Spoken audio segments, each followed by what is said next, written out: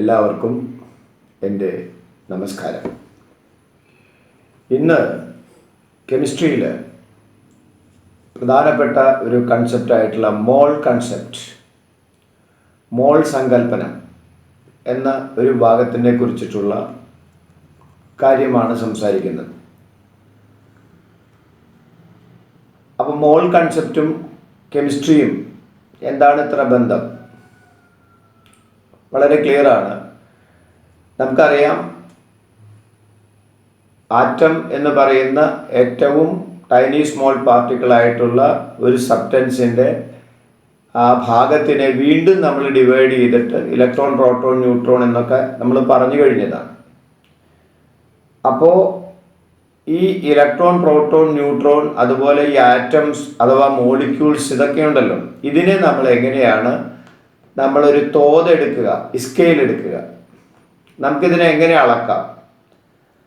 അപ്പം അതിന് number of particles എത്ര, ഒരു കണ്ടൻസിൽ ഒരു സബ്സ്റ്റൻസ് എടുത്തു കഴിഞ്ഞാൽ അതിൽ എത്ര നമ്പർ ഓഫ് പാർട്ടിക്കിൾസ് ഉണ്ട്, എത്ര ആറ്റങ്ങളുണ്ട്, അല്ലെങ്കിൽ എത്ര മോളിക്യൂൾസ് ഉണ്ട്, അല്ലെങ്കിൽ എത്ര ഇലക്ട്രോൺസ് ഉണ്ട്, പ്രോട്ടോൺസ് ഉണ്ട്, എത്ര അയോൺസ് ഉണ്ട്, ഇത് കണ്ടുപിടിക്കാനായിട്ട് നമുക്ക് വിഷമകരമായിട്ടുള്ള ഒരവസ്ഥയാണ്.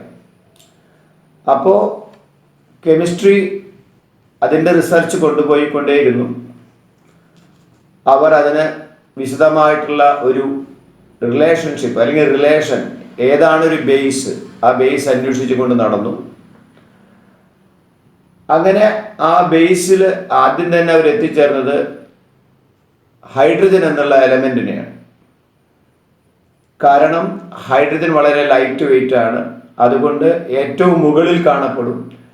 അപ്പോൾ അതിന് 1 എന്ന യൂണിറ്റ് കൊടുത്തുകൊണ്ട്, 1 എന്ന യൂണിറ്റ് കൊടുത്തുകൊണ്ട് അവർ വളരെയധികം എക്സ്പെരിമെൻ്റ് നടത്തുകയും മറ്റ് എലമെൻസിൻ്റെ ആറ്റങ്ങളുടെ വെയിറ്റ്, അതിൻ്റെ മാസ്, അത് കണ്ടുപിടിക്കാൻ ശ്രമം നടത്തുകയും ചെയ്തു. But there is some technical difficulties, സാങ്കേതിക ബുദ്ധിമുട്ടുകൾ ഉണ്ടായപ്പോൾ അതവിടെ ഡ്രോപ്പ് ചെയ്യുകയും തുടർന്ന് ഏറ്റവും നല്ല വേറൊരു ബേസിക് ആയിട്ടുള്ള ഒരു എലമെൻറ്റിനെ അന്വേഷിക്കുകയും ചെയ്തപ്പോൾ ഭൂമിയുടെ ക്രസ്റ്റിൽ അല്ലെങ്കിൽ ഭൂവൽക്കത്തിൽ കാണപ്പെടുന്ന ഏറ്റവും ശുദ്ധമായ, പരിശുദ്ധമായതും ധാരാളം കാണപ്പെടുന്നതുമായിട്ടുള്ള മൂലകങ്ങളെ തെരഞ്ഞെടുക്കുകയും അതിലേറ്റവും പ്രധാനപ്പെട്ടത് കാർബൺ ആണെന്ന് മനസ്സിലാക്കി കാർബണിൻ്റെ ഐസോടോപ്പുകളിൽ, കാർബൺ 12, കാർബൺ 13, കാർബൺ 14, ഈ ഐസോടോപ്പുകളിൽ കാർബൺ 12 ആണ് ഏറ്റവും പ്യുവർ എന്നും കാർബൺ 12 സ്കെയിലിനെ ബേസ് ചെയ്തുകൊണ്ട്, കാർബൺ 12 എന്ന സ്കെയിലിനെ ബേസ് ചെയ്തുകൊണ്ട് കാർബൺ 12ൻ്റെ വെയിറ്റ് 12 യൂണിറ്റ് എന്നും അതിൻ്റെ 1/12 ടൈംസ് എത്രയാണോ അത് ഓരോ എലമെൻറ്റിൻ്റെയും ആറ്റത്തിൻ്റെ വെയിറ്റ് ആണെന്ന് കൺസെപ്റ്റ് എടുക്കുകയും അങ്ങനെ ആപേക്ഷിക ആറ്റോമിക mass scale or relative atomic mass scale ഉണ്ടാക്കുകയും ചെയ്തു. അപ്പോൾ അത് ഏറ്റവും നല്ല ഒരു കൺസെപ്റ്റായി എടുക്കാൻ സാധിച്ചു. കാരണം റിലേറ്റിവിറ്റി ആയിട്ട് എടുക്കാൻ സാധിച്ചു. കാരണം കാർബൺ 12 സുഭിക്ഷമാണ്, സുലഭമാണ്, പരിശുദ്ധമാണ്. നമുക്കറിയാം, ജീവന്റെ അടിസ്ഥാന ഘടകം കൂടി കാർബണാണ്. അതുകൊണ്ട് തന്നെ കാർബൺ 12ൻ്റെ വെയിറ്റ് 12 യൂണിറ്റ് എന്ന് എടുത്തുകൊണ്ട് അതിൻ്റെ 1/12 ടൈംസ് എത്രയാണോ അതിനെ നമ്മൾ മറ്റ് എലമെൻസിൻ്റെ ആറ്റത്തിൻ്റെ വെയിറ്റായി കൺസിഡർ ചെയ്യുകയും അങ്ങനെ ഓരോ എലമെൻസിൻ്റെ ആറ്റങ്ങളുടെ മാസ് അഥവാ ആറ്റത്തിൻ്റെ ആ ഒരു പിണ്ഡം എന്ന മലയാളത്തിൽ പറയുക, ആറ്റോമിക പിണ്ഡം അളക്കാൻ സാധിച്ചു എന്നുള്ളതാണ്. അപ്പോൾ നമ്മളൊരു സ്കെയിൽ ഉണ്ടാക്കി, റിലേറ്റീവ് ആറ്റോമിക് മാസ് സ്കെയിൽ. അതിൻ്റെ യൂണിറ്റ് AMU എന്നാണ് പറയുക, ആറ്റോമിക മാസ് യൂണിറ്റ്, അല്ലെങ്കിൽ U എന്ന് പറയാം. അപ്പോൾ നമ്മൾ ഏറ്റവും പ്രധാനപ്പെട്ട ഒരു കാര്യം ചെയ്തത്, ഏറ്റവും ചെറിയ മൈക്രോസ്കോപ്പിക് ആയിട്ടുള്ള വസ്തുക്കളുടെ എണ്ണം, എണ്ണവും അതുപോലെ തന്നെ അതിൻ്റെ മാസ് നമ്മൾ എങ്ങനെയാണ് കണ്ടുപിടിക്കുക എന്നുള്ളതിൻ്റെ അടിസ്ഥാനത്തിൽ നമ്മളൊരു സ്കെയിൽ അന്വേഷിച്ച് നമ്മൾ റിലേറ്റീവ് സ്കെയിലിലേക്ക് എത്തിച്ചേർന്നു. അതാണ് carbon 12 scale. So atomic mass scale is that scale to found the mass of any subatomic particles or atoms or molecules. It is nowadays the scale is called carbon 12 scales because carbon is purely present in their crust. So the chemistry or chemist or the science will take carbon 12 as a base, and through that base the 1 by 12th times of the carbon atoms will the mass of the other atoms. ഇതാണ് നമ്മൾ concept എടുത്തത്. ഈ കൺസെപ്റ്റിനോട് കൂടി നമ്മൾ ഈ subatomic പാർട്ടിക്കിളിൻ്റെ mass നമ്മൾ കണ്ടെത്തുകയും അങ്ങനെ ആറ്റോമിക ഭാരം എന്താണെന്ന് മനസ്സിലാക്കാൻ സാധിക്കുകയും ചെയ്തു. ഇവിടെ നമ്മൾ ഉദ്ദേശിക്കുന്നത് ഈ ആറ്റത്തിൻ്റെ എണ്ണവും മാസും തമ്മിൽ ബന്ധമാണ്. നമുക്കറിയാം, അതിന് വീണ്ടും നമ്മൾ ദ്രവ്യത്തിൻ്റെ മാറ്ററിൻ്റെ അവസ്ഥയിലേക്ക് പോകേണ്ടി വരും. നമുക്കറിയാം, മാറ്റർ മീൻസ് ദ്രവ്യം, മാറ്റം സംഭവിക്കുന്നത്. Matter is changeable substance, that is ദ്രവ്യം, മാറ്റം സംഭവിക്കുന്നത്. നമുക്കറിയാം, സ്റ്റേറ്റ് ഓഫ് മാറ്റർ നമ്മൾ പഠിച്ചിട്ടുണ്ട്. ദെൻ സാധാരണ സ്റ്റേറ്റ് ഓഫ് മാറ്റർ ഖരം, ദ്രാവകം, വാതകം, solid, liquid, gas. And also we can say plasmatic stage we can see at stars or any other substance. And Einstein-Bose condensed stage, that is ഏറ്റവും below ആയിട്ടുള്ള -273 something, അതിൽ വരുന്ന Einstein-Bose condensed stage എന്ന് പറയുന്നത് ഏറ്റവും തണുത്ത അവസ്ഥ. അങ്ങനെ നിരവധി അവസ്ഥകൾ സയൻസ് കണ്ടുവച്ചിട്ടുണ്ട്. എങ്കിലും സാധാരണ മാറ്റർ, ദ്രവ്യത്തിൻ്റെ അവസ്ഥ എന്ന് പറഞ്ഞാൽ അത് സോളിഡ്, ലിക്വിഡ്, ഗ്യാസ് ആണ്. അതിൽ സോളിഡ് എന്ന് പറഞ്ഞാൽ നമുക്ക് മനസ്സിലാക്കാം, it is strictly packed disciplined മാനറിൽ ആറ്റത്തിനെ അടുക്കി വെച്ചിട്ടുള്ള ഒരു ക്രിസ്റ്റലൈൻ ഷേപ്പ് ഉള്ളതാണ് solid. Solid is a state of matter in which the atoms are strictly packed and closely packed and it has a crystalline shape. ഇതാണ് നമ്മൾ സോളിഡ് എന്ന് പറയുക. അപ്പോൾ അവിടെ നമുക്കറിയാം, ആറ്റത്തിന് വൈബ്രേഷൻ മാത്രമേ ഉള്ളൂ, അവിടെ സ്ട്രിക്ട്ലി പാക്ഡ് ആണ്. അപ്പോൾ അതിനൊരു ഫിക്സഡ് വോളിയം അതിനുണ്ട്. അപ്പോൾ അതിൻ്റെ വോളിയം ചേഞ്ച് അല്ല, അതിന് ഫിക്സഡ് വോളിയം ഉണ്ട്, അതിനൊരു സ്പേസ് വേണം, ഇരിക്കാനുള്ള ഒരു സ്പേസ് ഉണ്ടാവണം. ദെൻ നെക്സ്റ്റ് വന്നത് ലിക്വിഡാണ്. അത് നമ്മൾ എങ്ങനെ എടുത്തു എന്ന് വെച്ചാൽ ലോ ഓഫ് കൈനറ്റിക് തിയറി വെച്ചിട്ടാണ് എടുത്തിട്ടുള്ളത്. ആ വസ്തുവിനെ നമ്മൾ ചൂടാക്കുകയാണ്. അപ്പോൾ ഒരു പർട്ടിക്കുലർ ടെമ്പറേച്ചർ നമ്മൾ കൊടുത്താൽ ആ വസ്തു ചൂടാവുകയും സോ അതിൻ്റെ കൈനറ്റിക് എനർജി ഇൻക്രീസ് ചെയ്യുകയും then increase in the kinetic energy, then there is എന്താ പറയുക, അവിടെ loose of attraction or electrostatic force കുറയുകയും, അതായത് അത് വൈബ്രേറ്റ് ചെയ്യുമ്പോൾ ആറ്റത്തിന് എനർജി കിട്ടുകയും അതിൻ്റെ ഫലമായി ആ ഇലക്ട്രോസ്റ്റാറ്റിക് ഫോഴ്സ് ഓഫ് അട്രാക്ഷൻ കുറയുകയും ആറ്റംസ് അവിടെ നിന്ന് ഷിഫ്റ്റ് ചെയ്യാൻ, അതായത് ഓവർലാപ്പ് ചെയ്യാനുള്ള ഒരു അവസ്ഥ വരികയും, അങ്ങനെ ഓവർലാപ്പ് ചെയ്യുന്ന ഒരവസ്ഥ, ഒരാറ്റം മറ്റൊരാറ്റത്തിൻ്റെ മുകളിലൂടെ ഓവർലാപ്പ് ചെയ്ത് ഒഴുകി നടക്കുന്ന ഒരവസ്ഥയാണ്, ഫ്ലോ ചെയ്യുന്ന ഒരവസ്ഥയാണ് ലിക്വിഡായിട്ട് വരിക. So liquid is another state of matter. അവിടെ നമ്മൾ ആറ്റം ലൂസ്ലി പാക്ഡ് ആണ്. അപ്പോൾ there is some distance between the atoms or molecules. അതുകൊണ്ട് അത് ഫ്ലോ ചെയ്യും, ഒഴുകി നടക്കും. അതിനൊരു ഫിക്സഡ് വോളിയം ഉണ്ടെന്ന് നമുക്ക് പറയാൻ പറ്റില്ല.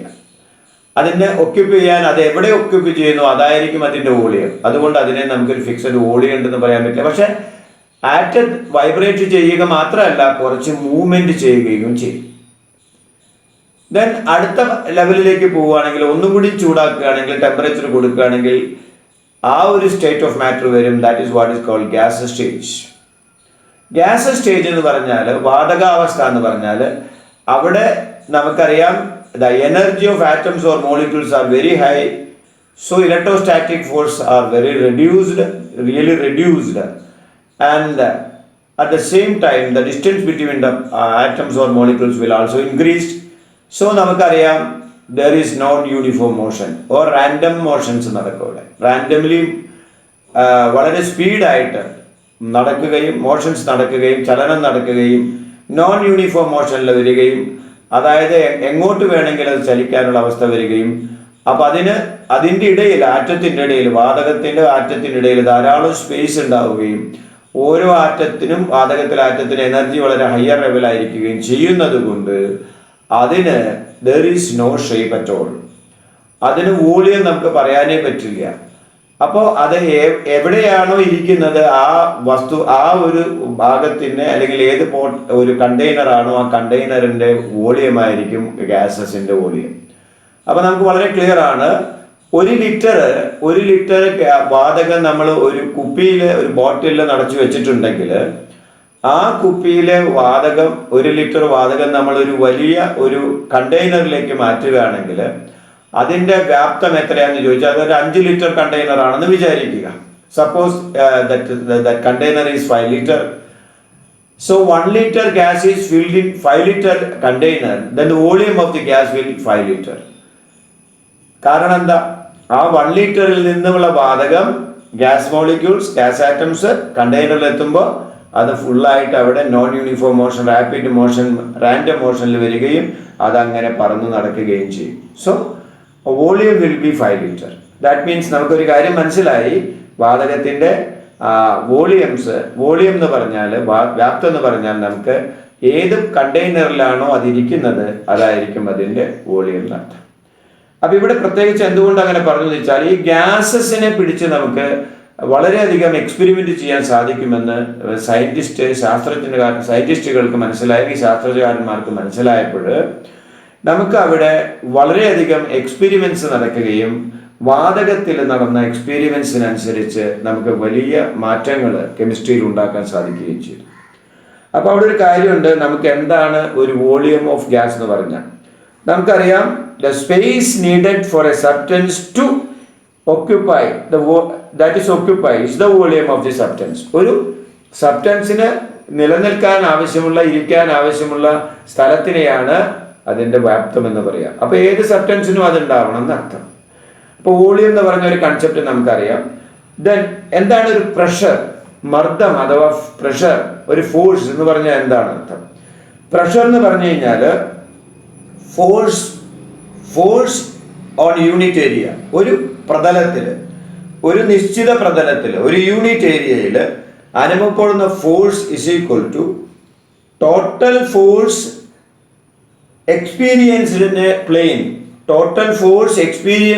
Plain, divided by surface area. ഒരു പ്ലെയിനിൽ നമ്മൾ ഏതാണോ കണ്ടെയ്നർ ആവാം, വേറെ ഏതെങ്കിലും വസ്തു പ്രതലമാവാം, അവിടെ ടോട്ടൽ പ്ലെയിനിൽ ഇരിക്കുന്ന ആ സർഫസിനെ അതിന്റെ സർഫസ് ഏരിയ കൊണ്ട്, പ്രതല വിസ്തീർണം കൊണ്ട് ഡിവൈഡ് ചെയ്താൽ നിങ്ങൾക്ക് അവിടെ അനുഭവപ്പെടുന്ന യൂണിറ്റ് ഏരിയയിൽ അനുഭവപ്പെടുന്ന നമ്മൾക്കൊരു ഫോഴ്സ് കിട്ടും. ദാറ്റ് യൂണിറ്റ് ഏരിയയിൽ അനുഭവപ്പെടുന്ന ഫോഴ്സിനെയാണ് പ്രഷർ എന്ന് പറയുക. So pressure is equal to, or the force in unit area is equal to the total force experienced in the plane. ഒരു തലത്തിൽ അനുഭവപ്പെടുന്ന ടോട്ടൽ ഫോഴ്സിനെ അവിടെ അതിന്റെ പ്രതല വിസ്തീർണം കൊണ്ട്, സർഫസ് ഏരിയ കൊണ്ട് ഡിവൈഡ് ചെയ്താൽ നിങ്ങൾക്ക് അവിടെ അനുഭവപ്പെടുന്ന ഫോഴ്സ് കിട്ടും. അതാണ് അതിന്റെ പ്രഷർ. സോ പ്രഷർ എന്ന് പറഞ്ഞാൽ വളരെ ബ്യൂട്ടിഫുൾ ആയിട്ട് നമുക്ക് പറയാൻ സാധിക്കും, that the force excepted per unit area, is called pressure. ഒരു യൂണിറ്റ് ഏരിയയിൽ അനുഭവപ്പെടുന്ന ഫോഴ്സിനെയാണ് മർദ്ദം എന്ന് പറയുക. വളരെ ക്ലിയർ ആണ്. അപ്പൊ വോളിയവും മർദ്ദവും നമ്മൾ എടുത്തു. ഇനി ഒരു കൺസെപ്റ്റും കൂടി നമുക്ക് പറയാനുണ്ട്, temperature. What you mean by temperature? ഊഷ്മാവ് എന്ന് പറയും. അപ്പൊ ഹീറ്റ് എന്താണ്? ചൂടെന്ന് പറയും. അപ്പൊ ഹീറ്റ് എന്ന് പറയുമ്പോൾ നമുക്ക് എക്സ്പീരിയൻസ് ചെയ്യാനേ പറ്റുള്ളൂ. പക്ഷെ അതിനെ എങ്ങനെ എക്സ്പ്രസ് ചെയ്യാന്ന് പറഞ്ഞാൽ നമുക്ക് പറയാൻ സാധിക്കാത്ത ഒരു സാധനമാണ് മർദ്ദവും. അതെ, അപ്പൊ ഇതിനെയൊക്കെ എക്സ്പീരിയൻസ് ചെയ്യാൻ സാധിക്കും, പക്ഷെ നമുക്ക് അതിനെ എക്സ്പ്രസ് ചെയ്യാൻ ബുദ്ധിമുട്ടുണ്ട്. അതുകൊണ്ടാണ് അതിനെ ഒരു പ്രത്യേക കൺസെപ്റ്റിലൂടെ നമ്മൾ പോകുന്നത്. ഇവിടെ ടെമ്പറേച്ചർ എന്ന് പറയുമ്പോൾ ഊഷ്മാവാണ്. അപ്പൊ ഹീറ്റിനെ നമുക്ക് മനസ്സിലാക്കാനുള്ള ഒരു യൂണിറ്റ് ആണ് നമ്മുടെ ടെമ്പറേച്ചർ ആയിട്ട് എടുക്കുക, ഊഷ്മാവ് എന്ന് പറഞ്ഞെടുക്കുക. അപ്പൊ നമുക്കറിയാം, ഇപ്പൊ നമ്മൾ ചൂട് കൊടുക്കാന്ന് പറഞ്ഞ് ഇത്ര ടെമ്പറേച്ചർ കൂട്ടി കൊടുത്തപ്പോൾ അതിന്റെ ചൂട് കൂടി, ടെമ്പറേച്ചർ കുറച്ചപ്പോൾ ചൂട് കുറഞ്ഞു എന്നാണ് നമ്മൾ പറയുക. അപ്പൊ അതിന് കൺസേൺഡ് സ്കെയിൽസ് ഉണ്ടാക്കിയിട്ടുണ്ട്. ന്യൂട്ടൺ ആണ് അതിന് ഫസ്റ്റ് സ്കെയിൽ, ന്യൂട്ടൺ സ്കെയിൽ ഉണ്ടാക്കിയിട്ടുണ്ട്. 32 പോയിന്റ് വെച്ചിട്ടാണ് എടുത്തത്. പക്ഷെ അത് അനാലിസിസ് പർപ്പസിന് പറ്റാത്തത് കൊണ്ട് അതിനെ മാറ്റിവെക്കുകയും അത് വെള്ളത്തിനെ ബേസ് ചെയ്തുകൊണ്ട് സെൽഷ്യസ് സ്കെയിൽ ഉണ്ടാക്കിയിട്ടുണ്ട്, 0 to 100 വെച്ചിട്ട്. അത് നമ്മൾ സാധാരണ ടെമ്പറേച്ചർ അളക്കാൻ ഉപയോഗിക്കുകയും അതിനുശേഷം അനാലിസിസ് പർപ്പസിന് ഉതകുന്ന തരത്തില് ഹ്യൂമൻ ബീയിങ്സ് ഓർ ലിവിങ് ബീയിങ്സിന്റെ ടെമ്പറേച്ചറൊക്കെ അളക്കാനായിട്ട് നമ്മൾ ക്ലിനിക്കൽ തെർമോമീറ്റർ ഉണ്ടാക്കിയിട്ടുണ്ട്. അത് ഫാരൻഹീറ്റ് യൂണിറ്റ് വെച്ചിട്ടാണ് എടുത്തിട്ടുള്ളത്. അതുപോലെ തന്നെ ഏറ്റവും നല്ല SI യൂണിറ്റ് ആയിട്ട്, സ്റ്റാൻഡേർഡ് യൂണിറ്റ് ആയിട്ട് എടുത്തിട്ടുള്ളത് ടെമ്പറേച്ചർ കെൽവിൻ ആണ്. അത് കെൽവിൻ എന്ന് പറയുന്ന ഒരു ഇംഗ്ലീഷ് കെമിസ്റ്റ് ആണ് അതിനെ വളരെ വ്യക്തമായിട്ട് നിർവചിച്ചിട്ടുള്ളത്. -273.13 ലെവലാണ് ഏറ്റവും താഴ്ന്ന ഒരു അവസ്ഥയെന്നും അതിന് ആ 273 ബേസ് ചെയ്തുകൊണ്ട് നമുക്ക് ഒരു സ്കെയിലാണ് ഏറ്റവും പരമാവധി ആയിട്ടുള്ള അല്ലെങ്കിൽ സഫിഷ്യൻ്റ് ആയിട്ടുള്ള യൂണിറ്റ് എന്നും അതിനെ ബേസ് ചെയ്തുകൊണ്ട് കെൽവിൻ എന്ന് പറയുന്ന നാമകരണം കൊടുക്കുകയും അങ്ങനെ കെൽവിൻ സ്കെയിൽ ഉണ്ടാക്കുകയും ചെയ്തു.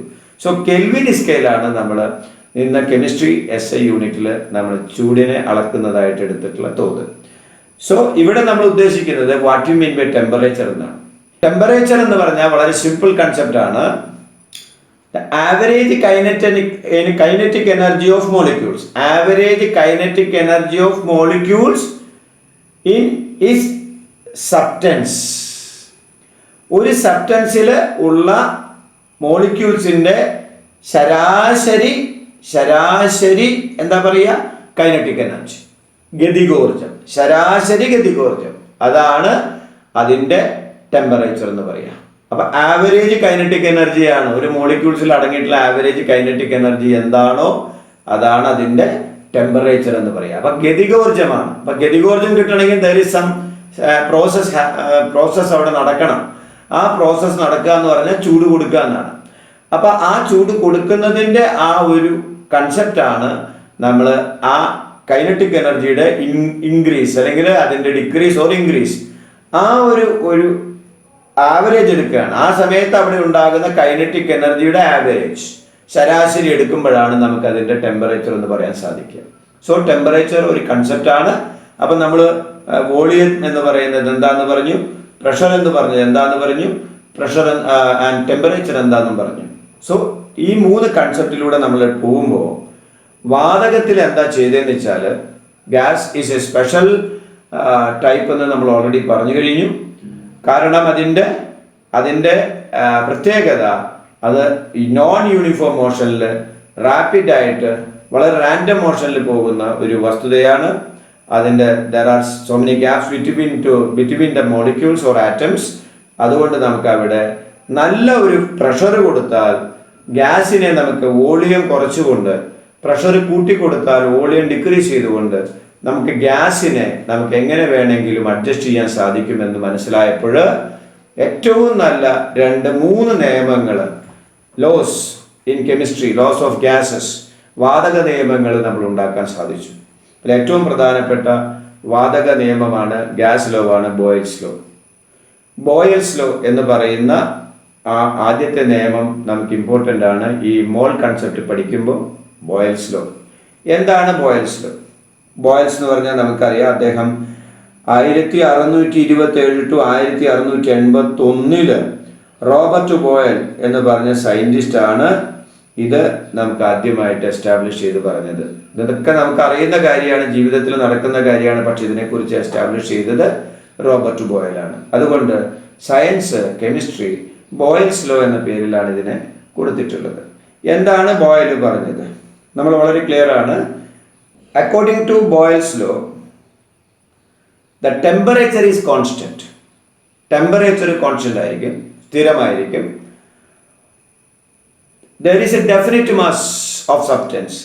സബ്സ്റ്റൻസിന്റെ മാസ് ഡെഫിനിറ്റ് ആയിരിക്കും.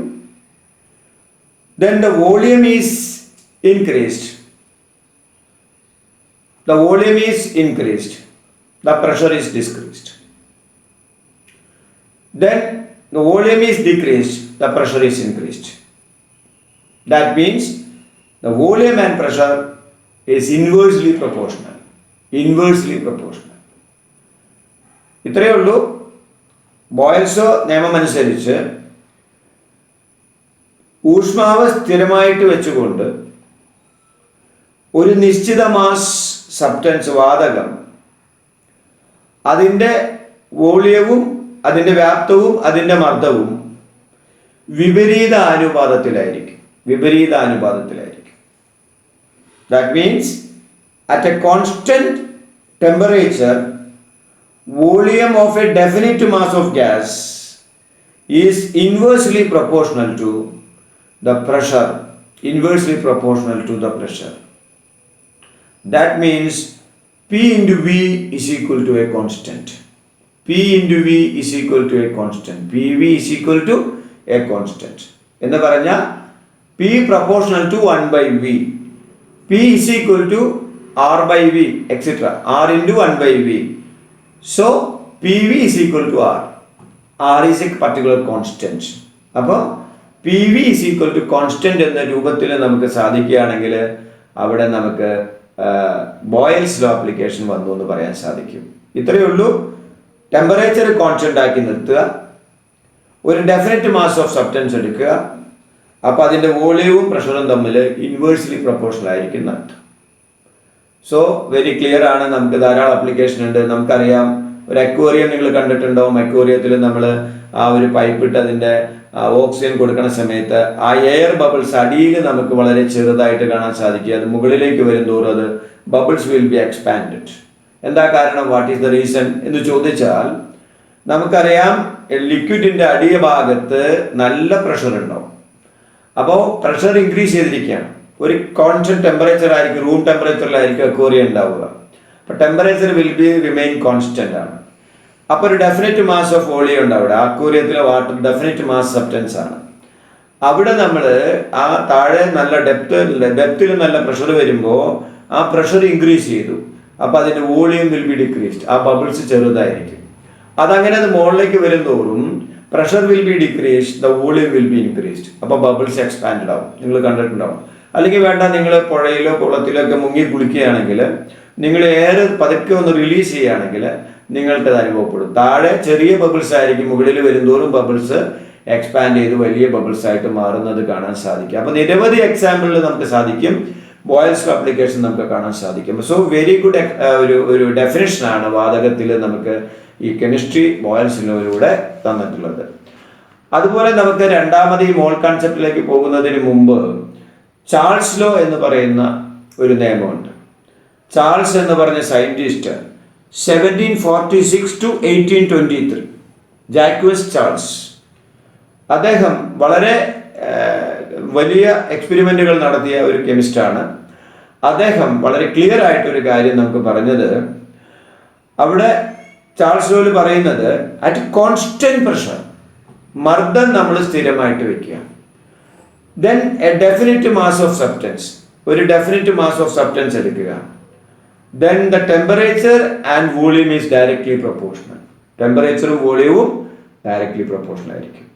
That means at a constant pressure the volume of a definite mass of a gas is directly proportional to the temperature of the substance.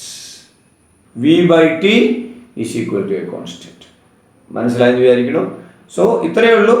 ഒരു കോൺസ്റ്റന്റ് പ്രഷറിൽ ഒരു ഡെഫിനിറ്റ് മാസ് ഓഫ് വാതകം, ഒരു നിശ്ചിത mass വാതകം നമ്മൾ എടുത്തു കഴിഞ്ഞാൽ അവിടെ നമ്മുടെ ടെമ്പറേച്ചറും വോളിയവും നേരനുപാതത്തിലായിരിക്കും.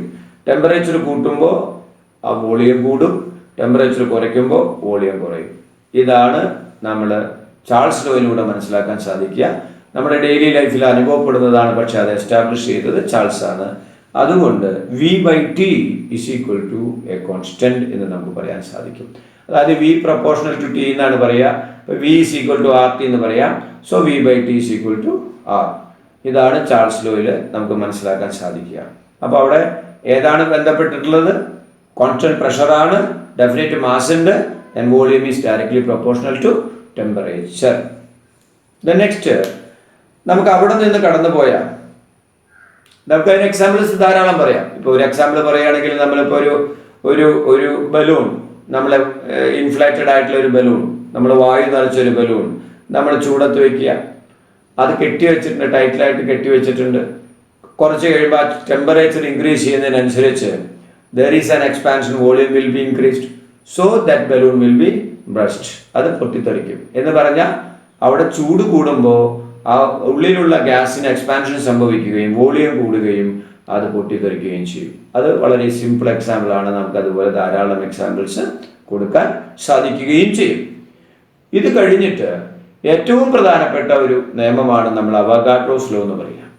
അവഗാഡ്രോസ് ലോ സയൻസ് ചിന്തിച്ചത് എന്താണെന്ന് ചോദിച്ചാൽ, ഈ വോളിയം കൂട്ടാനായിട്ട് വാതകത്തിന്റെ വോളിയം കൂട്ടാനായിട്ട് പ്രഷറും ടെമ്പറേച്ചറും കോൺസ്റ്റന്റ് ആക്കി വെച്ചാൽ, മർദ്ദവും ഊഷ്മാവും കോൺസ്റ്റന്റ് ആക്കി വെച്ചാൽ, ഒരു ഡെഫിനിറ്റ് മാസ് വാതകം എടുത്താൽ അതിന്റെ വോളിയം കൂട്ടാനായിട്ട് എന്ത് ചെയ്യണം? അതിന്റെ വ്യാപ്തം കൂട്ടാനായിട്ട് എന്ത് ചെയ്യണം? സ്വാഭാവികമാണ്, അതിന്റെ മോളിക്യൂൾസിന്റെ എണ്ണം കൂട്ടിയാൽ മതി, അല്ലെങ്കിൽ ആറ്റത്തിന്റെ എണ്ണം കൂട്ടിയാൽ മതി. സോ വളരെ ക്ലിയർ ആയിട്ട് മനസ്സിലായി, ആ വോളിയം കൂടുമ്പോൾ അതിൽ ആറ്റങ്ങളുടെയും മോളിക്യൂൾസിന്റെ എണ്ണം കൂടും. അപ്പൊ നമുക്ക് ടെമ്പറേച്ചറും പ്രഷറും സ്ഥിരമാക്കി നിർത്തിക്കൊണ്ട് കോൺസ്റ്റന്റ് ആക്കി വെച്ചുകൊണ്ട് ഒരു ഗ്യാസിന്റെ വോളിയം കൂട്ടണമെങ്കിൽ അല്ലെങ്കിൽ വോളിയം കുറയ്ക്കണമെങ്കിൽ അതിന്റെ മോളിക്യൂൾസ് ആറ്റത്തിന്റെ എണ്ണത്തിൽ വ്യത്യാസം വരുത്തിയാൽ മതി. അപ്പൊ സയൻസിന് വലിയൊരു ഇൻഫറൻസ് ആണ് അതിന് കിട്ടിയത്. ആ ഒരു ഗ്യാസ് എടുത്തു കഴിഞ്ഞാൽ പ്രഷറും ടെമ്പറേച്ചറും സ്ഥിരമാക്കി വെച്ചാൽ അതിന്റെ number of molecules or number of atoms directly proportional to the volume. അപ്പോൾ വോളിയവും നമ്പർ ഓഫ് പാർട്ടിക്കിൾസ് തമ്മിൽ ബന്ധമുണ്ട്. അപ്പൊ നമുക്ക് വളരെ ക്ലിയർ ആയി എണ്ണവും അതിന്റെ വ്യാപ്തവും തമ്മിൽ ബന്ധപ്പെടുത്തിക്കൊണ്ട് നമുക്കൊരു വസ്തുവിന്റെ ആ മോളിക്യൂൾസിന്റെ അല്ലെങ്കിൽ ആറ്റത്തിന്റെ എണ്ണത്തിനെ നമുക്ക് കണ്ടുപിടിക്കാൻ സാധിക്കുമെന്ന് മനസ്സിലായി. സോ അവഗാഡ്രോ ലോ പറയുന്ന ഇത്രയേ ഉള്ളൂ. Avogadro is A famous chemist and scientist ആണ്. വളരെ ക്ലിയർ ആണ്. അദ്ദേഹത്തിനെ റെസ്പെക്ട് ചെയ്യാനായിട്ട് നമുക്ക് ഈ നമ്പറിനെ തന്നെ, കെമിസ്ട്രിയിൽ ഉപയോഗിക്കുന്ന മോൾ കൺസെപ്റ്റിൽ ഉപയോഗിക്കുന്ന നമ്പറിനെ തന്നെ അവഗാഡ്രോ നമ്പർ എന്നാണ് പറയുക. അദ്ദേഹത്തിന്റെ നിയമമാണ് അവഗാഡ്രോസ് ലോ. അദ്ദേഹം പറയുന്ന ഇത്രയേ ഉള്ളൂ: at constant temperature and pressure the volume of gas is directly proportional to the number of molecules. Volume of gas directly proportional to the number of molecules. വളരെ clear ആണ്. ടെമ്പറേച്ചറും പ്രഷറും കോൺസ്റ്റന്റ് ആയിരിക്കണം. അപ്പോൾ volume is directly proportional to the number of molecules. Number of molecules കുറഞ്ഞാൽ volume കുറയും, number of molecules കൂടിയാൽ volume കൂടും. വളരെ ഇമ്പോർട്ടൻ്റ് ആയിട്ടുള്ള നിയമമാണ്. That is V proportional to n. ഇനി നമ്മൾ ഇവിടെയാണ് ഇത്രയും കാര്യങ്ങളിലൂടെ കടന്നു പോയപ്പോഴാണ് നമ്മൾ ഏറ്റവും നല്ലൊരു സ്കെയിൽ തേടിപ്പോയത്. എണ്ണം കണ്ടുപിടിക്കാൻ, ആറ്റത്തിൻ്റെയോ മോളിക്യൂൾസിൻ്റെ എണ്ണം കണ്ടുപിടിക്കാനായിട്ട് നമ്മളൊരു സ്കെയിൽ തേടിപ്പോയി. അങ്ങനെ നമ്മൾ കാർബൺ 12 സെലക്ട് ചെയ്തു, ആറ്റോമിക മാസ് സ്കെയിൽ ഉണ്ടാക്കി. ഈ ആറ്റോമിക മാസ് സ്കെയിലും ഈ ഗ്യാസ് ലോസും കൂടി നമ്മൾ ബന്ധപ്പെടുത്തിയപ്പോൾ നമുക്ക് വലിയ ഒരു കാര്യമാണ് നമുക്ക് കെമിസ്ട്രിക്ക് കിട്ടിയത്. നമ്പർ ഓഫ് ആറ്റംസ് എങ്ങനെയാണ് നമ്മൾ കണ്ടുപിടിക്കുക? നമുക്കറിയാം നമ്പർ ഓഫ് ആറ്റംസ് എന്ന് പറഞ്ഞാൽ എന്താണ്. അപ്പോൾ നമുക്കറിയാം ആ റിലേറ്റീവ് ആറ്റോമിക മാസ് സ്കെയിൽ എടുക്കുമ്പോൾ കാർബൺ 12 സ്കെയിലിൽ കാർബണിൻ്റെ വെയിറ്റ് 12 എന്ന് നമ്മൾ മനസ്സിലാക്കുകയും അതിൻ്റെ 1/12 ടൈംസ് എത്രയാണെന്ന് നമ്മൾ മെഷർ ചെയ്ത് മറ്റ് എലമെൻസിൻ്റെ ആറ്റത്തിൻ്റെ വെയിറ്റ് മാസ് കണ്ടെത്തുകയും ചെയ്തു. അപ്പോൾ തീർച്ചയായിട്ടും നമുക്കൊരു കാര്യം ഉറപ്പാണ്, ആ എണ്ണവും അതിൻ്റെ വ്യാപ്തവും തമ്മിൽ ബന്ധമുണ്ട്. അപ്പോൾ നമുക്ക് ആ എണ്ണവും ആ ഡെഫിനിറ്റ് മാസാണ്.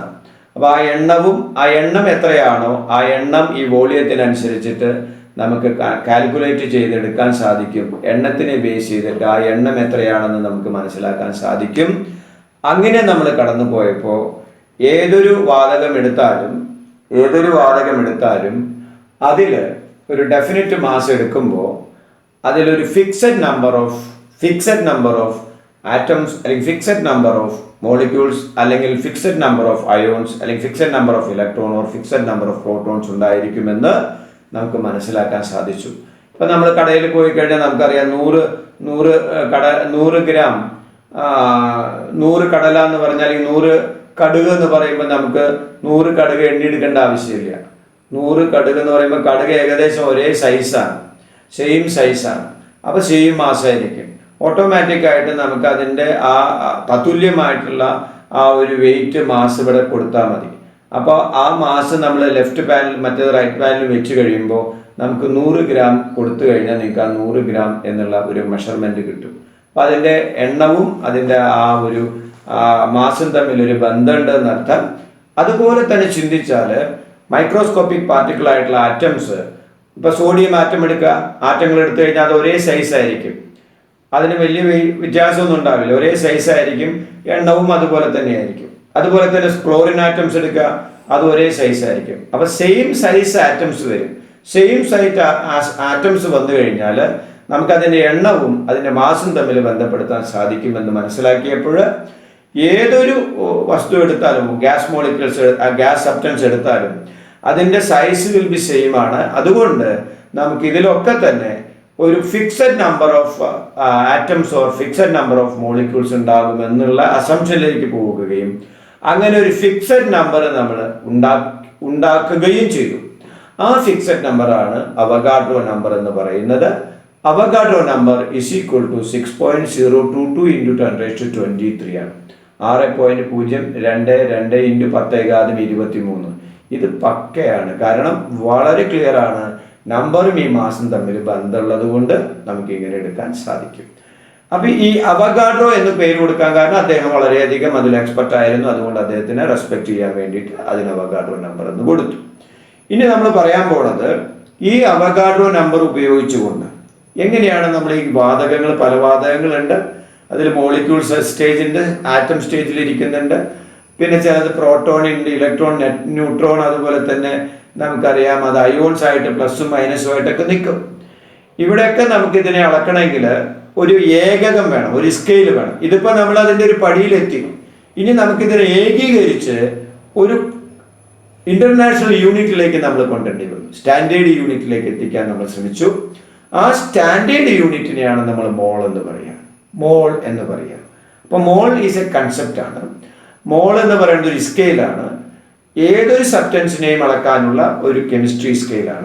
മോൾ എന്നുള്ള സ്റ്റാൻഡേർഡ് യൂണിറ്റിലേക്ക് നമ്മൾ കടക്കുമ്പോൾ നമ്മൾ ശ്രദ്ധിക്കാനുള്ളത്, നമ്മൾ ഗ്രാം ആറ്റോമിക മാസ് എന്താണെന്ന് അറിയണം, ഗ്രാം മോളിക്കുലർ മാസ് എന്താണെന്ന് അറിയണം, അതിനുശേഷം അവഗാഡ്രോ നമ്പർ എന്താണെന്ന് പറഞ്ഞു, അതിനുശേഷം STP ഗ്യാസ് എന്ന് പറഞ്ഞാൽ എന്താണെന്ന് അറിയണം. ഈ 4 കാര്യങ്ങൾ അറിഞ്ഞു കഴിഞ്ഞാൽ നമുക്ക് മോൾ കൺസെപ്റ്റ് എടുക്കാൻ സാധിക്കും. അപ്പം നമ്മൾ ഗ്രാം ആറ്റോമിക മാസ് എന്ന് പറയുന്നത് എന്താ?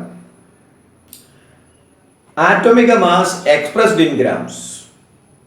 ആറ്റോമിക മാസ്, വസ്തുവിന്റെ ആറ്റോമിക മാസ് നമ്മൾ കണ്ടുപിടിച്ചിട്ടുണ്ട് കാർബൺ 12 സ്കെയിൽ വെച്ചിട്ട്. ആ ആറ്റോമിക മാസിനെ ഗ്രാമിൽ പറയുക, അതാണ് gram atomic mass. It is also called GAM. അപ്പോൾ GAM means gram atomic mass. അതായത് ആറ്റത്തിന്റെ ഭാരത്തെ ഗ്രാമിൽ പറയുന്നതാണ് ഗ്രാം ആറ്റോമിക ഭാരം. അപ്പൊ നമുക്ക് ഒരു ക്ലിയർ ആയിട്ട് ഒരു കാര്യം പറയാൻ സാധിക്കും. ഒരു GAM ഏതെടുത്താലും, ഒരു GAM ഏത് ഗ്യാസ് പാർട്ടിക്കിൾസ് എടുത്താലും അതിൽ എത്ര ആറ്റങ്ങൾ ഉണ്ടായിരിക്കും? അപ്പോൾ 6.022 × 10⁻23 ആറ്റംസ് ഉണ്ടായിരിക്കും. So any substance or gas substance of 1 GAM, ഒരു GAM ഏത് ഗ്യാസ് സബ്സ്റ്റൻസ് എടുത്താലും അതിൽ എത്ര ആറ്റംസ് ഉണ്ടാവും? Same number of atoms, that is Avogadro number. അത് 6.022 × 10⁻23 ആറ്റംസ് ആയിരിക്കും. അപ്പൊ നമുക്ക് വളരെ ക്ലിയർ ആണ്. ഒരു GAM കാർബൺ എന്ന് പറഞ്ഞാൽ 12 ഗ്രാം ആണ്. ഒരു GAM ഹീലിയം എന്ന് പറഞ്ഞാൽ 4 ഗ്രാം ആണ്. ഒരു GAM ഓക്സിജൻ എന്ന് പറഞ്ഞാൽ 16 ഗ്രാം ആണ്. ഒരു GAM ഹൈഡ്രജൻ എന്ന് പറഞ്ഞാൽ 1 ആണ്. ഒരു GAM സോഡിയം എന്ന് പറഞ്ഞു കഴിഞ്ഞാൽ 23 ഗ്രാം ആണ്. അപ്പൊ ഇവിടെ പറഞ്ഞതെന്താണെന്ന് വെച്ചാൽ ഗ്രാം ആറ്റോമിക മാസ് എന്ന് പറയുമ്പോൾ ആറ്റോമിക മാസ് എക്സ്പ്രസ്ഡ് ഇൻ ഗ്രാം, അത് നമുക്ക് വളരെ ക്ലിയർ ആണ്. കാർബൺ 12 സ്കെയിൽ വെച്ചിട്ട് നമ്മൾ അതിനെ തിരഞ്ഞെടുത്തിട്ടുണ്ട്. അപ്പൊ അത് ഏതെടുത്താലും 1 GAM ഏത് സബ്സ്റ്റൻസ് എടുത്താലും അതിൽ അടങ്ങിയിരിക്കുന്ന ആറ്റങ്ങളുടെ എണ്ണം അവഗാഡ്രോ നമ്പർ ആയിരിക്കും. 6.022 × 10⁻23 ആയിരിക്കും അർത്ഥം, ആറ്റംസ് ആയിരിക്കും അർത്ഥം. അപ്പൊ നമുക്ക് ക്ലിയർ ആണ് എങ്ങനെയാണ് അവിടെ മോൾ കണ്ടുപിടിക്കുക. 1 GAM is equal to 1 mole. 1 GAM is equal to 1 mole എന്ന് പറഞ്ഞാൽ തന്നിരിക്കുന്ന സബ്സ്റ്റൻസിന്റെ mass divided by GAM is equal to mole. തന്നിരിക്കുന്ന മാസിന്റെ വെയിറ്റ്, സബ്സ്റ്റൻസിന്റെ weight divided by GAM of that substance is equal to mole. അപ്പോൾ മോൾ സമം തന്നിരിക്കുന്ന gram divided by gram atomic mass ഇതാണ് ഒരു മോൾ അല്ലെങ്കിൽ മോൾ എന്ന് പറയുന്നത്. അപ്പോൾ എത്ര മോള് ഉണ്ടെന്ന് കണ്ടുപിടിക്കാൻ തന്നിരിക്കുന്ന ഗ്രാമിനെ GAM കൊണ്ട് ഹരിച്ചാൽ നമുക്ക് എത്ര മോൾ ഉണ്ടെന്ന് കിട്ടും. അപ്പം നമുക്ക് അതിൽ നിന്ന് ഒരു കറക്റ്റായിട്ടുള്ള കൺസെപ്റ്റ് ഉണ്ട്. 1 മോൾ ഈസ് ഈക്വൽ ടു 1 GAM. ഒരു GAM ഏതെടുത്താലും അതൊരു മോളാണ്. ഒരു മോൾ ഈസ് ഈക്വൽ ടു 6.022 1023 ആറ്റംസ് ആണ്. ഇതാണ് ആദ്യത്തെ കൺസെപ്റ്റ്. അപ്പോൾ ക്ലിയർ ആണ്. നമുക്ക് 12 ഗ്രാം കാർബൺ എടുത്താലും 4 ഗ്രാം ഹീലിയം എടുത്താലും 23 ഗ്രാം സോഡിയം എടുത്താലും 35.5 ഗ്രാം ക്ലോറിൻ എടുത്താലും ഇതിലൊക്കെ അടങ്ങിയിട്ടുള്ള ആറ്റത്തിന്റെ എണ്ണം 6.02 1023 ആറ്റംസ് ആയിരിക്കും. That is what is called Avogadro number. അപ്പോൾ വളരെ ശക്തമായിട്ടുള്ളൊരു യൂണിറ്റ് 1 മോൾ എടുത്തു കഴിഞ്ഞു. GAM വഴിക്ക് എടുത്തു. The next one molecular mass ആണ്. നമുക്കറിയാം ആറ്റം മോളിക്കുലാർ സ്റ്റേജിൽ നിൽക്കും. മോളിക്കുലാർ സ്റ്റേജിൽ തന്മാത്രയുടെ അവസ്ഥ എന്താണ്? തന്മാത്ര എന്ന് പറഞ്ഞാൽ ഇൻഡിപെൻഡൻ്റ് ആയിട്ട് നിൽക്കാൻ പറ്റുന്നൊരവസ്ഥ. In particular situation the substance can be independently stay or independently അതിനെ നിലനിൽക്കാനായിട്ട് എക്സിസ്റ്റ് ചെയ്യാൻ സാധിക്കുന്ന അവസ്ഥ, സ്വതന്ത്രമായി നിൽക്കാൻ പറ്റുന്ന അവസ്ഥ, അതാണ് മോളിക്കുലാർ സ്റ്റേറ്റ്, തന്മാത്രാവസ്ഥ എന്ന് പറയും.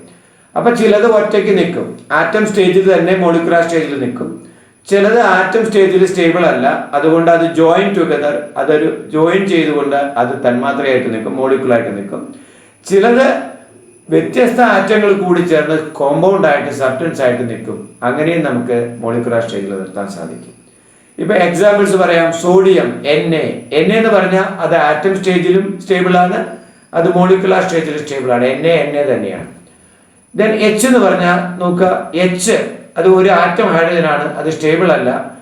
H2 ആയിട്ട് നിൽക്കുമ്പോഴാണ് അത് സ്റ്റേബിൾ ആവുക. അപ്പൊ H2 is called 1 molecule of hydrogen. അപ്പൊ H2 ആണ് ഹൈഡ്രജന്റെ ഒരു മോളിക്യൂൾ. അവിടെ 2 ഹൈഡ്രജൻ ആറ്റം ഉണ്ട്. അതുപോലെ നൈട്രജൻ നോക്കുക, N is the atom, N2 is the molecule. അതുപോലെ സൾഫർ നോക്കുക, S is the atom, 1 atom, S8 8 sulphur കൂടിയാൽ ഒരു മോളിക്യൂൾ ആവുക. S8 ഈസ് ഈക്വൽ ടു 1 മോൾ, 1 തന്മാത്ര, ഒരു മോളിക്യൂളായിട്ട് മാറും. അതുപോലെ തന്നെ ഫോസ്ഫറസ് P4 ഒരു P ആറ്റമാണ്, P4 4 ആറ്റം കൂടിയുമ്പോഴാണ് ഒരു മോളിക്യൂൾ ആവുക എന്ന് പറഞ്ഞാൽ. അതുപോലെ തന്നെ H2O ഹൈഡ്രജനും ഓക്സിജനും ചേർന്നിട്ട് വാട്ടർ ഉണ്ടാകുമ്പോൾ 2:1 അപ്പോൾ H2O എന്നുള്ളതാണ് വാട്ടറിന്റെ ഒരു മോളിക്യൂൾ. NH3 നൈട്രജനും ഹൈഡ്രജനും ചേർന്നിട്ട് അമോണിയ ഉണ്ടാകുമ്പോൾ NH3 3 ഹൈഡ്രജനും ഒരു നൈട്രജനും ചേരുമ്പോഴാണ് അമോണിയയുടെ ഒരു മോൾ ഉണ്ടാവുക എന്ന് പറഞ്ഞാൽ മോളിക്കുലർ തന്മാത്ര ഉണ്ടാവുക. ഈ തന്മാത്ര എന്ന് പറഞ്ഞതിന്റെ അർത്ഥം ഇൻഡിപെൻഡന്റ് ആയിട്ട് നിൽക്കാൻ പറ്റുന്ന അവസ്ഥ. The molecule means the independence stage of exist ചെയ്യാനുള്ള കഴിവ്, ഇൻഡിപെൻഡന്റ് ആയിട്ട് എക്സിസ്റ്റ് ചെയ്യാനുള്ള കഴിവ്. ഇനി നമ്മൾ മോളിക്കുലാർ മാസ് എടുക്കാൻ പോവുകയാണ്. അപ്പോൾ മോളിക്യൂൾസ്, ഒരു സബ്സ്റ്റൻസിൽ എത്ര മോളിക്യൂൾസ് അടങ്ങിയിട്ടുണ്ടോ, ഒരു സബ്സ്റ്റൻസിൽ എത്ര ആറ്റങ്ങൾ ചേർന്നിട്ടുണ്ടോ, ആ ആറ്റങ്ങളുടെ സം ടോട്ടലാണ് അതിൻ്റെ മോളിക്കുലാർ വെയിറ്റ്. ഒരു സബ്സ്റ്റൻസിൽ അടങ്ങിയിരിക്കുന്ന ആറ്റത്തിൻ്റെ സമ്മാണ് മോളിക്കുലാർ വെയിറ്റ്. സോ മോളിക്കുലർ തന്മാത്രാഭാരം എന്ന് പറഞ്ഞാൽ ഒരു സബ്സ്റ്റൻസിൽ, ഒരു പദാർത്ഥത്തിൽ അടങ്ങിയിരിക്കുന്ന ആറ്റങ്ങളുടെ ആകെത്തുകയാണ് അതിൻ്റെ തന്മാത്രാഭാരം. So molecular weight of a substance is the sum total of the atoms included in it, അതിലടങ്ങിയിരിക്കുന്ന ആറ്റങ്ങളുടെ സം. അപ്പൊ ക്ലിയർ ആണ്. വാട്ടറിന്റെ ഒരു തന്മാത്ര വെള്ളത്തിന്റെ ഭാരം എത്രയാന്ന് ചോദിച്ചാൽ എത്രയാ? H2O 2 ഹൈഡ്രജൻ, 2 × 1 2 പ്ലസ് ഒരു ഓക്സിജൻ 16 + 2 18 ഗ്രാം, 18 അതിന്റെ മോളിക്കുലാർ വെയിറ്റ്. അതുപോലെ NH3 എടുക്കുക, 3 × 1 ഹൈഡ്രജൻ 3 പ്ലസ് നൈട്രജൻ 14 3 17. അതുപോലെ H2 എടുക്കുക, ഹൈഡ്രജൻ 2 × 1 2. അതുപോലെ തന്നെ N2 എടുക്കുക, N2 നൈട്രജൻ 14 × 2 28. അപ്പോൾ നമുക്ക് വളരെ ക്ലിയർ ആണ്. O2 എടുക്കുക, 16 × 2 32. അപ്പോൾ ഓക്സിജൻ എന്ന് പറയുമ്പോൾ O2 ആയിട്ട് നിൽക്കുക, H2 ആയിട്ട് നിൽക്കുക, N2 ആയിട്ട് നിൽക്കുക. സോഡിയം എന്ന് പറഞ്ഞാൽ ആറ്റവുമാണ്, അത് മോളിക്യൂളുമാണ്. അതുകൊണ്ട് അതിൻ്റെ GAM GMM എടുത്താലും സെയിം ആയിരിക്കും. മറ്റേതിൻ്റെയൊക്കെ GMM എടുക്കുമ്പോൾ വ്യത്യാസം ഉണ്ടാവും, GAM എടുക്കുമ്പോൾ വ്യത്യാസം ഉണ്ടാവും. ആറ്റങ്ങൾ പറയുമ്പോഴും മോളിക്യൂൾ പറയുമ്പോഴും വ്യത്യാസം ഉണ്ടാവും എന്നർത്ഥം. ഇവിടെ നമ്മൾ ശ്രദ്ധിക്കേണ്ടത് GMM എന്ന് പറയുന്നത് എന്താണ്? That molecular weight expressed in grams is called GMM. Molecular mass expressed in gram. തന്മാത്രാ ഭാരത്തെ ഗ്രാമിൽ പറയുന്നതാണ് GM, gram molecular mass, gram തന്മാത്രാ ഭാരം. അപ്പോൾ GMM is called that molecular mass expressed in gram. അപ്പോൾ നമ്മൾ വളരെ ക്ലിയർ ആണ്. അപ്പോൾ 1 GMM is equal to 1 mole. 1 GMM of any substance is equal to 1 mole. ഒരു മോൾ തന്മാത്രകൾ എന്ന് പറയും. 1 mole molecules. GMM എടുക്കുമ്പോൾ മോളിക്യൂൾസ് തന്മാത്രകൾ എന്നാണ് പറയുക. GAM എടുക്കുമ്പോൾ ആറ്റങ്ങളാണെന്ന് പറയാം. അപ്പോൾ ഒരു GAM ഒരു മോൾ ആറ്റംസ് ആണ്, ഒരു GMM ഒരു മോൾ തന്മാത്രകളാണ്, മോളിക്യൂൾസ് ആണ്. അപ്പോൾ ഒരു എത്ര മോളിക്യൂൾസ്, അതിൽ എത്ര മോൾ തന്മാത്രകൾ അടങ്ങിയിട്ടുണ്ടെന്ന് കാണണമെങ്കിൽ എത്ര GAM ഉണ്ടെന്ന് നോക്കിയാൽ മതി. അപ്പോൾ തന്നിരിക്കുന്ന gram divided by GMM is equal to mole. തന്നിരിക്കുന്ന gram divided by GMM is equal to mole. അപ്പോൾ the gram divided by GMM is equal to mole. അതാണ് നമുക്ക് മോള് കണ്ടുപിടിക്കാനുള്ള അടുത്ത സ്റ്റെപ്പ്. അപ്പോൾ 1 mole is equal to 1 GMM. മനസ്സിലായി കാണും. അത് തന്മാത്രകൾ എന്നാണ് പറയുക, മോളിക്യൂൾസ് എന്നാണ് പറയുക. ഇനി നമുക്ക് അവിടെ നിന്ന് പോവാം. അവഗാഡ്രോ നമ്പർ തന്നെ എടുക്കാം. ചിലപ്പോൾ കെമിസ്ട്രിയിൽ നമ്പറിൽ നമുക്ക് മോളിനെ കുറിച്ച് പറയും. അപ്പോൾ തന്നിരിക്കുന്ന number divided by Avogadro number is equal to mole. The numbers divided by Avogadro number is equal to mole. എത്ര മോൾ ഉണ്ടെന്ന് നമുക്ക് അതിലും പറയാൻ സാധിക്കും.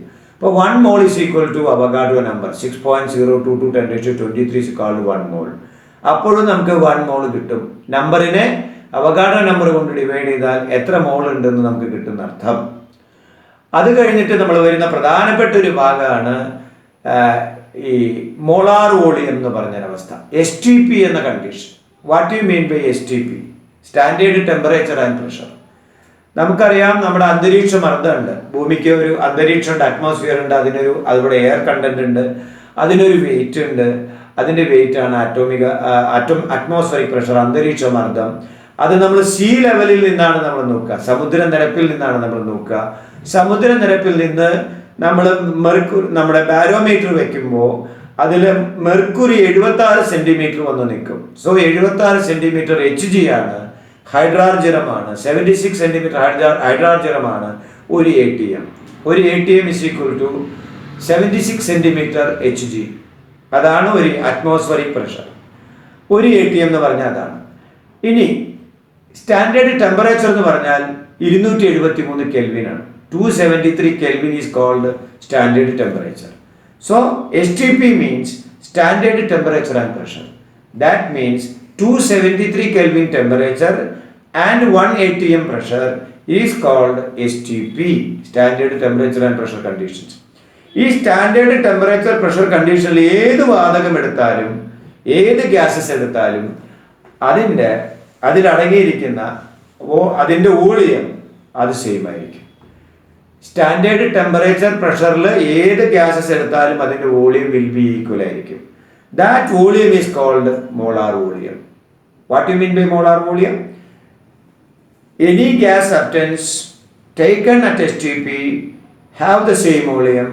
That volume is called molar volume. അപ്പോൾ മോളാർ വോളിയം എന്ന് പറഞ്ഞാൽ STP എന്ന കണ്ടീഷനിൽ സ്റ്റാൻഡേർഡ് ടെമ്പറേച്ചർ പ്രഷറിൽ എനി ഗ്യാസസ് ഏത് വാതകം എടുത്താലും അതിൻ്റെ വോളിയം വിൽ ബി സെയിം ആയിരിക്കും. അതുകൊണ്ട് ആ വോളിയത്തിനെ നമുക്ക് മോളാർ വോളിയം എന്ന് പറയാൻ സാധിക്കും. അപ്പോൾ ആ മോളാർ വോളിയം എന്ന് പറയുമ്പോൾ 22.4 ലിറ്റർ എന്ന് നമ്മൾ കണ്ടുവച്ചിട്ടുണ്ട്. 22.4 litre is called molar volume at STP. STPയിൽ കാണുന്ന മോളാർ വോളിയം എന്ന് പറയുന്നത് ഏത് ഗ്യാസിൻ്റെയും 22.4 ലിറ്റർ ആണ്. അപ്പോൾ STPയിൽ ഏത് വാതകം എടുത്താലും 22.4 ലിറ്റർ ആണെന്ന് പറയാൻ സാധിക്കും. അപ്പോൾ അവിടെ എന്താ കാരണം? പ്രഷറും ടെമ്പറേച്ചറും കോൺസ്റ്റന്റ് ആണ്. അപ്പോൾ പ്രഷറും ടെമ്പറേച്ചറും കോൺസ്റ്റന്റ് ആയിക്കഴിഞ്ഞാൽ നമ്പർ ഓഫ് മോളിക്യൂൾസും വോളിയവും തമ്മിൽ ബന്ധപ്പെടുത്താൻ നമുക്ക് സാധിക്കും. അതുകൊണ്ട് STP കണ്ടീഷനിൽ എടുത്തു കഴിഞ്ഞാൽ നമുക്കറിയാം അതിൻ്റെ വോളിയം വിൽ ബി സെയിം ആയിരിക്കും. അത് 22.4 ലിറ്റർ ആയിരിക്കും. അപ്പോൾ 22.4 ലിറ്റർ നമ്മൾ STPയിൽ എടുക്കുമ്പോൾ മോളാർ വോളിയം എന്ന് പറയും. അപ്പം 1 മോളാർ വോളിയത്തിൽ ഏത് വാതകം എടുത്താലും അതിൽ നമുക്ക് 1 മോൾ ഉണ്ടായിരിക്കും എന്നർത്ഥം. അപ്പോൾ 1 മോളാർ വോളിയം എന്ന് പറയുമ്പോൾ STP എടുക്കുമ്പോൾ ഒരു മോളാണെന്നർത്ഥം. 1 മോൾ മീൻസ് 6.02 10⁻23. അത് എത്രയാണോ അതിൻ്റെ നമ്പർ എന്നർത്ഥം, മോൾ എന്നർത്ഥം. അപ്പോൾ മോള് കണ്ടുപിടിക്കാൻ STPയിൽ നമുക്ക് എടുക്കുകയാണെങ്കിൽ തന്നിരിക്കുന്ന വോളിയം എത്രയാണോ അതേ ഡിവൈഡഡ് ബൈ STP, അത് ഡിവൈഡഡ് ബൈ STP. തന്നിരിക്കുന്ന STPയിലെ ഗ്രാം എത്രയാണോ, വോളിയം എത്രയാണോ അതേ divided by 22.4 is equal to mole. Mole കണ്ടുപിടിക്കാനുള്ള അടുത്ത സ്റ്റെപ്പാണ് മോൾ ഇസ് ഈക്വൽ ടു തന്നിരിക്കുന്ന volume at STP divided by 22.4. അപ്പോൾ given volume of gas at STP divided by 22.4 that is molar volume is equal to mole. അപ്പോൾ നമുക്ക് അവിടെ മോൾ എത്രയാണെന്ന് കിട്ടി. അപ്പോൾ 1 മോൾ ഈസ് ഈക്വൽ ടു 6.02 10⁻23. അത് ആറ്റംസ് ആവാം, മോളിക്യൂൾസ് ആവാം, what ever it may be. അപ്പോൾ നമുക്ക് വളരെ ക്ലിയർ ആണ്, നമുക്ക് ആ മോൾ എന്നുള്ള കൺസെപ്റ്റ് പല വഴിക്ക് നമുക്ക് കൊണ്ടുപോയി എടുക്കാൻ സാധിക്കും. ഒരു GAM എടുത്തുകൊണ്ട് സാധിക്കും, GMM എടുത്തുകൊണ്ട് സാധിക്കും, അവഗാഡ്രോ നമ്പർ എടുത്തുകൊണ്ട് സാധിക്കും, STPയിലെ മോളാർ വോളിയം എടുത്തുകൊണ്ടും സാധിക്കും. അപ്പോൾ മോൾ എന്ന് പറഞ്ഞാൽ മോൾ ഇസ് ഈക്വൽ ടു തന്നിരിക്കുന്ന gram divided by GAM or തന്നിരിക്കുന്ന gram divided by GMM or തന്നിരിക്കുന്ന number divided by Avogadro number or തന്നിരിക്കുന്ന volume at STP divided by 22.4.